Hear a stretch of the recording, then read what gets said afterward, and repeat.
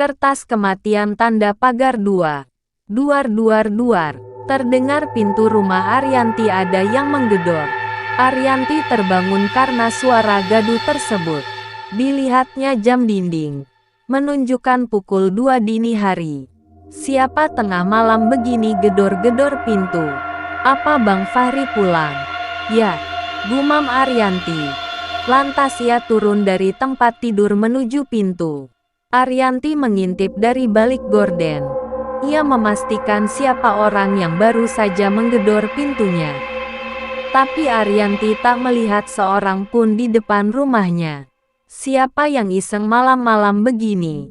Gerutu Arianti seraya berbalik untuk kembali ke kamarnya. Duar. Namun tiba-tiba suara gedoran itu terdengar lagi, membuat Arianti terhenyak.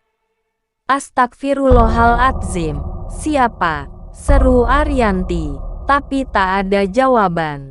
Kemudian ia mengendap-endap menuju pintu. Jantungnya sudah mulai berdetak lebih cepat. Ia kembali mengintip dari balik gorden. Alangkah terkejutnya Arianti ketika ia melihat sosok yang mirip dengan Kemuning berdiri di depan pintu rumahnya.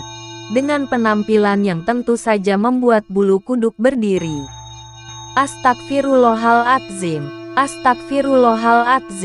Arianti mundur perlahan-lahan. Dengan nafasnya yang tak beraturan.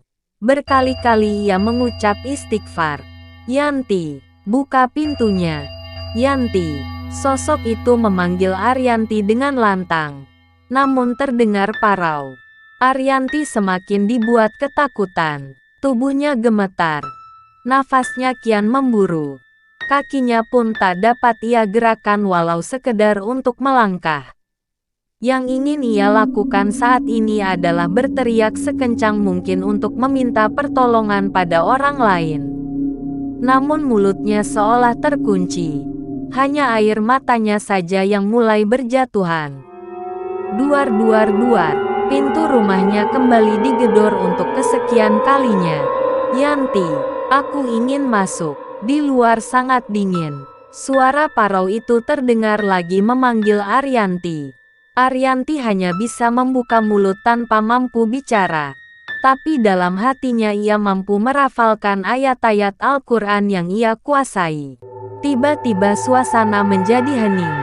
Tak terdengar lagi gedoran pintu dan suara yang memanggilnya. Arianti menjadi sedikit lega. Akhirnya ia dapat menggerakkan kaki. Kemudian berlari menuju kamar dan menguncinya. Arianti memeluk Tiara, anak gadis berusia 5 tahun, yang terlelap tidur. Untung saja Tiara tidak terbangun karena suara gaduh tersebut. Ya Allah, apa itu Kemuning? Tanyanya dalam hati. Kenapa dia datang padaku? Ucapnya lagi dalam hati. Belum lagi reda rasa takutnya. Kini suara ketukan terdengar melalui jendela kamar Arianti. Tok tok tok. Arianti kembali terhenyak. Kemudian ia menutupi seluruh tubuhnya dengan selimut. Dan mengencangkan pelukan pada putrinya. Yanti, buka pintunya. Aku mau masuk. Apa kamu takut padaku? Aku ini sahabatmu. Kenapa kamu tega membiarkan aku kedinginan di luar rumah? Suara parau itu seolah sedang memohon. Pergilah Kemuning. Tempatmu bukan lagi di sini. Alam kita sudah berbeda. Dengan suara bergetar Arianti berseru. Ia memberanikan diri untuk bicara pada sahabatnya itu.